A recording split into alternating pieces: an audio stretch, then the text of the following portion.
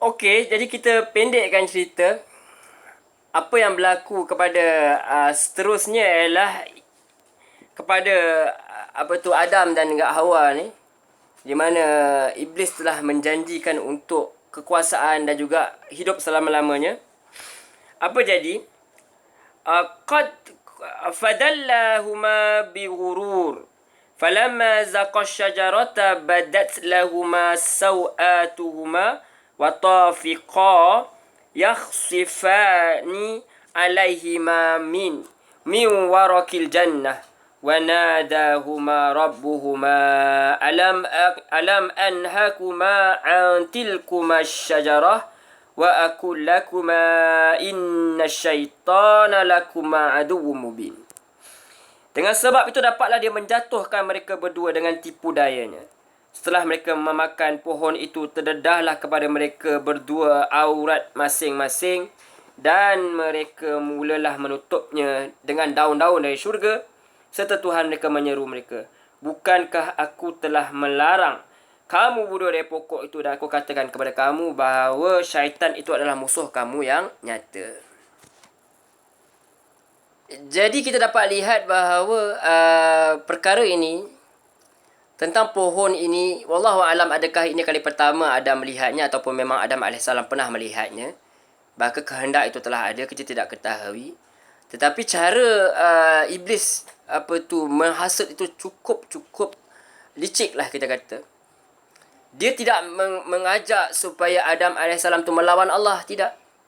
Tetapi dia ajak supaya membuat sesuatu yang dapat membuatkan dia hidup kekal. Seolah-olah Allah tidak memberitahu perkara itu. Seolah-olah Allah tidak mahu dia hidup kekal. Jadi akhirnya menyalahkan Allah sebenarnya. Itu yang dia cuba lakukan. Dia cuba menyalahkan Allah SWT di depan Adam. Dia cuba tipu Nabi Adam AS. Akhirnya, wallahualam, terperdayalah juga Adam AS ini kerana apa? Kerana tidak ada pengalaman. Kerana iblis menggunakan nama Allah, kerana iblis bersumpah bahawa dia ni adalah orang yang memberi nasihat, maka kecundanglah. Kerana manusia itu sendiri dijadikan dalam sifat tergesa-gesa. Kita mudah rasa macam nak grab satu peluang lah. Sedangkan peluang itu kadang-kadang bukan datang daripada orang yang ada authority. Jadi kita suka kepada benda-benda yang hidup kekal, yang pelik. Sedangkan Allah dah bagi yang baik untuk kita, kita mahukan benda yang lain. Adam AS dapat semuanya di syurga, tetapi iblis offer apa yang Allah SWT tak offer kepada dia, iaitu manusia macam mana hebat pun, bahagia pun, pasti akan mati. Hidup kekal mana? Bila? Di syurga ke kelak.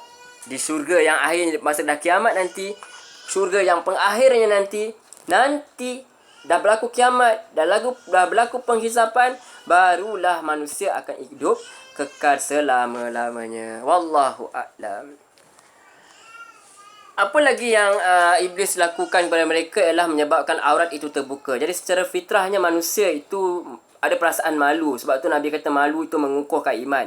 Adam dan Hawa menunjukkan fitrah manusia yang baik, iaitu mereka menutup aurat mereka yang terbuka kerana telah termakanlah, telah terikutlah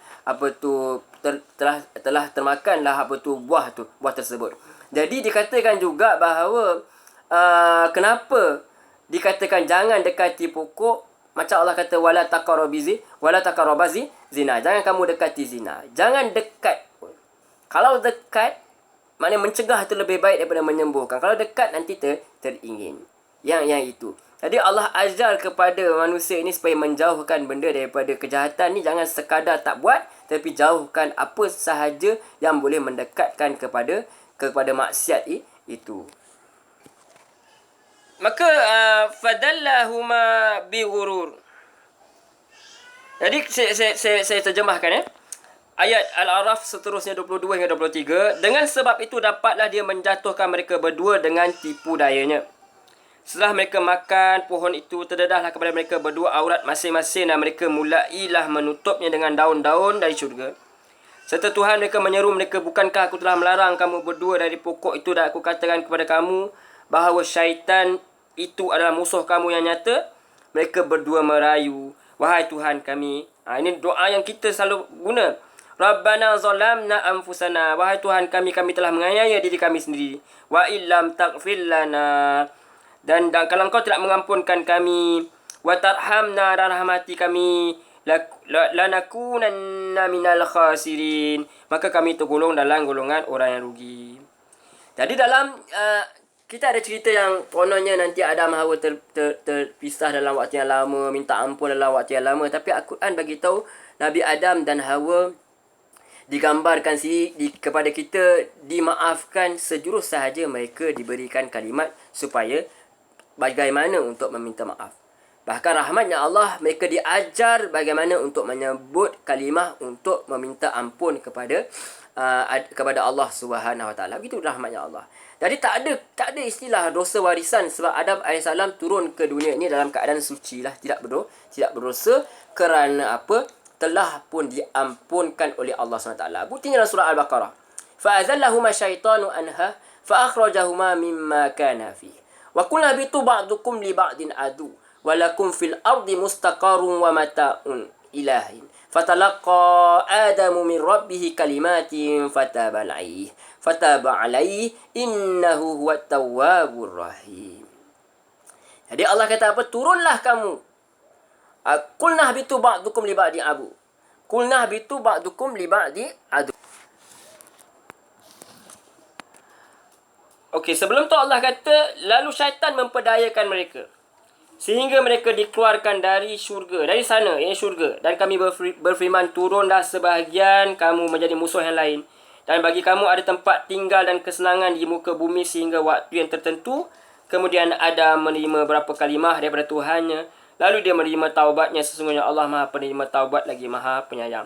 Perkataan fa tu bermaksud kalimah taubat itu diajar terus kepada Nabi Adam supaya dia tahu bila dia buat dosa, dia tahu siapakah yang boleh mengampunkan dosanya, dan dia kenal sekali siapakah musuh dia yang nyata. Dalam surah Al-Baqarah lagi menariknya, qulna habitu minha jami'a, kami berfirman maka turunlah ataupun jatuhlah kamu semua darinya. Kamu semua ni siapa? Adam, Hawa dan juga Iblis. Jami'ah semuanya. Fa imma ya'tiyannakum minni huda, siapa yang jika benar datang kepadamu petunjuk, faman tabi'a huda, siapa ikut petunjuk, fala khaufun alaihi, maka tiada ada rasa takut kepada atas mereka. Ini takut apa yang akan mendatang, wala hum yahzanun, dan tidak rasa sedih pada mereka yang berlebihanlah pada apa yang telah berlalu. Yang sudah tu sudahlah. Apa nak dikenangkan, sudah diturun syurga macam tu. Tetapi apa yang datang, janganlah ditakuti sangat.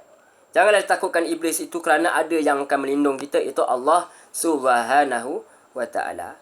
Janganlah terlampau memikirkan apa yang berlalu, janganlah ditakutkan apa yang berhadapan. Ikutlah petunjuk Allah, maka tidak akan rasalah kesedihan itu berlebihan, tidak ada rasalah takut itu berlebihan. Janganlah kita orang kata risau, apa yang habislah, kenapalah Adam dengan Hawa buat macam tu. Kata kita ni di syurga. Tak, tetap akan turun. Tetapi turun dalam keadaan tak tahu pun syaitan itu musuh, lagi teruk daripada kita tahu dia adalah musuh. Okey, itu sahaja insya-Allah. Jadi kita ringkaskan bahawa setelah berlakunya godaan tersebut, maka Adam Hawa bermulalah hidup di bumi, di dunia ini. Kita tak ada ceritalah kononnya dia turun di mana-mana sahaja. Ada yang kata kat negeri Jawa lah apa, sampaikan Buya Hamka kata kita sepatutnya berbangga lah sebab dia turun kat tempat dia. Tetapi dia kata maybe maksud beliau adalah tak adalah, itu cuma semua orang nak claim Adam ini turun di tempat mereka lah. Itu tak penting sebenarnya. Yang penting ialah pengajaran kita ialah kisah Adam sudah pun berakhir di syurga. Tetapi beliau akan masuk ke syurga kembali sebagai orang yang sebagai Nabi kan. Nabi dia tak buat dosa. Ini awal-awal ni para ulama mengatakan bahawa sebelum beliau ditabalkan sebagai seorang Nabi. Okey, itu antara dia lah. Jadi secara ringkas mengatakan bahawa Iblis telah pun menggoda Adam dan Hawa, dan mereka kedua-duanya diajar supaya bertanggungjawab, iaitu apa, kalau kita buat kesalahan kita bersedia untuk menerima hukuman, tetapi hukuman itu bukan menandakan bahawa Allah benci, tetapi hukuman itu menandakan Allah sayang. Kadang-kadang orang tak boleh terima bahawa Adam itu dihukum. Dia turun, betul dia turun. Dia tetap akan turun, tapi hukuman ini bukan untuk penghinaan, hukuman ini untuk peringatan. Sebenarnya, bukan hukuman pun tetap akan turun juga. Tetapi Allah nak tunjukkan supaya manusia beringat, kita ni ada syariat. Ada syariat. Manusia pertama pun ikut, kita pun kena ikut. Okey. Jadi manusia telah ditetap pun akan ada berlaku pemusuhan di antara satu sama lain. Manusia dengan manusia, manusia dengan syaitan. Syaitan ada kalangan jin dalam kalangan manusia. Musuh yang nyata tu iaitu iblis. Iblis itu ketua kepada pada syaitan yang menghasut supaya kita jauh daripada Allah SWT. Dan kita akan lihat nanti dalam kisah Nabi yang seterusnya, kita akan lihat siapakah Nabinya insya-Allah. Tapi belum lagi. Sekarang adalah kisah, nanti kita akan cerita kisah Nabi Adam di dunia. Bagaimana Allah SWT menunjukkan Iblis tak main-main dengan janji dia. Iblis tak cakap borak kosong sahaja. Dia duduk di syurga lagi belum turun lagi, kata setengah ulama, dia belum lagi betul-betul diturunkan. Sebab turun ketika Adam diturunkan, Allah tangguh dulu. Barangkali Allah tangguh dahulu.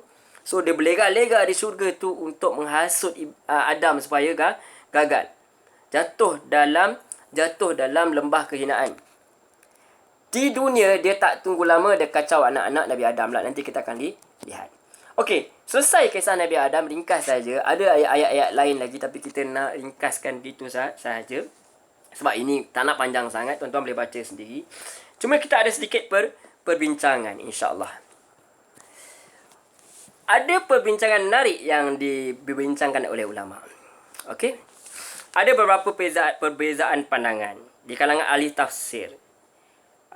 Pertama ialah tidak ada perbezaan pandangan yang menyabitkan kesalahan iblis dalam menjatuhkan Adam AS. Menggelincirkan Adam AS dan isteri dia. Itu tak ada khilaf. Tak ada orang pun yang membela, yang jadi peguam bela iblis. Semua kata dia disabitkan bersalah. Salah dia. Sebab apa? Yang disalahkan bukan kepada Adam, yang disalahkan kepada iblis. Sebab iblis punya angkara. Sepakat ulama menyabitkan kesalahan beliau. Namun, berbeza pandangan ulama tentang cara iblis ni menggoda Adam AS. Imam Al-Qurtubi rahimahullah ta'ala menakalkan dua pandangan. Sekurang-kurangnya ada dua pandangan, iaitu yang pertama, bagaimanakah iblis ini menggoda Adam AS. Pertama dalam bentuk lisan, dalam bentuk dialog dan ucapan. Macam yang kita lihat, iblis datang bertemu in person di hadapan Adam AS ni, cakap face to face. Gentleman, aku ni penasihat, nak bagi tahu kau ada satu pohon yang boleh apa? Yang boleh menyebabkan kau hidup kekal dan dapat kekuasaan. Itu, manusia nak apa? Hidup kekal. Manusia nak berkuasa. Kedua, ada pandangan mengatakan dia adalah daripada was-was, bisikan hati. Kerana syaitan itu sendiri ada kebolehan untuk mengalir dalam darah dan boleh menghasut daripada tempat yang jauh.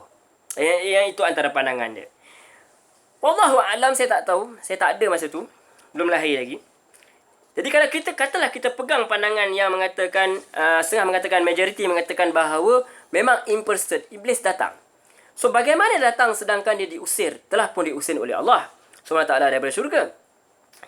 Jadi pendapat pertama mengatakan bahawa kemungkinan besar ini daripada Israiliyat. Iblis masuk bersama dengan ular, dia duduk dalam ular. Ular pun masuk dalam dekat syurga tu. Kemudian dia keluar daripada mulut ular tu, dia menjelma, dia keluar, kemudian dia jumpa dengan Adam. Allah benarkan perkara itu berlaku. Kita susah sikit nak terima sebab ada unsur-unsur lain. Wallahu a'lam. Kedua, dia masuk syurga, dia pergi ke syurga, tapi bukan masuk untuk mendapat nikmat. Tetapi dia masuk dalam keadaan hina. Keadaan Allah sengaja benarkan dia sebagai janji Allah untuk membiarkan dia ini menggoda siapa sahaja daripada Adam tu sendiri dan cucu cicit. Buatlah apa yang kamu nak buat. Dengan tenteramu kiri kanan buat. Tapi kamu takkan mampu untuk orang yang ikhlas. Bukan Adam tidak ikhlas, tapi Adam masih belum ada pengalaman. Maka dia kecundang. Supaya apa? Supaya dia ingat benda ni selama-lamanya. Dan tak pernah pun Adam melakukan kesilapan yang sama. Dan tidak pernah pun Adam itu AS itu melakukan maksiat di muka bumi Allah SWT. Bahkan dalam hadis, tidak habis-habis dia menyesal pun perkara tersebut. Kalau tak silap ada dalam di akhirat kelak kita nak minta syafaat daripada Adam pun Adam tak boleh nak bagi syafaat sebab dia kata dia pun ada buat kesalahan. Wallahu a'lam. Demikian perbincangan kita secara ringkas ni. Apapun yang kita nak katakan bahawa Adam tetap akan turun macam mana pun. Tapi turun tu bagaimana telah pun disuratkan qada dan kadarnya. Nabi Adam tu turun dalam cara begitu. Turun dalam keadaan dia kecundang. Tetapi kecundang pertama tak semestinya kecundang selama-lamanya, tetap syurga bagi dia. Begitulah kita kalau tergelincir, Allah nak ajar kepada kita kalau tergelincir, kembalilah kepada Allah SWT. Jangan jadi seperti iblis yang semakin jauh daripada Allah SWT. Dan di sinilah tempatnya kita. Di sini tempat kita bermula, nenek moyang kita bermula di syurga, kita bermula di sini. Walaupun roh kita ada di sana, kita pun pernah berjanji kepada Allah untuk mengikut segala suruhan Allah, kita mengaku Allah itu Tuhan kita. Tetapi di dunia ini kita lupa, kita diingatkan kembali oleh para nabi ini, dan kisah para nabi ini juga kita datangkan supaya apa? Allah datangkan supaya kita ambil pengajaran, supaya kita ingat bahawa bapa kita ini telah dimalukan oleh iblis ni, maka janganlah kita jadikan syaitan ini sebagai sahabat, teman rapat kita. Itu yang kita perlu beringat. Dan surga ini tempat kita bersenang-lenang. Ada masa susah, ada masa senang. Maka jangan kita lari. Di saat senang kita ingat Allah, di saat susah juga kita ingat Allah. Jangan kita putus asa dengan rahmat Allah. Allah itu sentiasa menerima taubat kita. Wallahu a'lam. Demikian sahaja perbincangan kita tentang kisah Nabi Adam. Sudah habis kisah beliau di syurga. Sekarang insya-Allah lepas ni kita akan lihat video berikutnya, pertemuan berikutnya, kisah beliau dan isteri beliau di dunia ini. Wallahu a'lam. Insya-Allah kisah beliau sebenarnya tak ada banyak sangat, yang ada berkenaan dengan anak-anaknya. Diceritakan dalam surah, kata silap, surah Al-Maidah. Insya-Allah kita bertemu lagi. Terima kasih banyak-banyak kerana sudi mendengar. Minta maaf kalau dalam penyampaian tidak teratur, dan mohon maaf atas segala kekurangan. Kalau ada salah dan silap, tuan-tuan boleh betulkan dalam ruangan komen. Dan insya-Allah ambil yang baik, tinggalkan mana yang salah. Kita jumpa lagi insya-Allah. Ila liqa. Ma'assalamah. Kita tutup dengan tasbih kafarah. Subhanakallahumma wa bihamdik. Ashhadu an la ilaha illa anta astaghfiruka wa atubu ilaik. Wa sallallahu ala sayyidina Muhammad wa ala alihi wa sahbihi wasallam. Walhamdulillahi rabbil alamin. Wassalamualaikum warahmatullahi wabarakatuh. Jumpa lagi.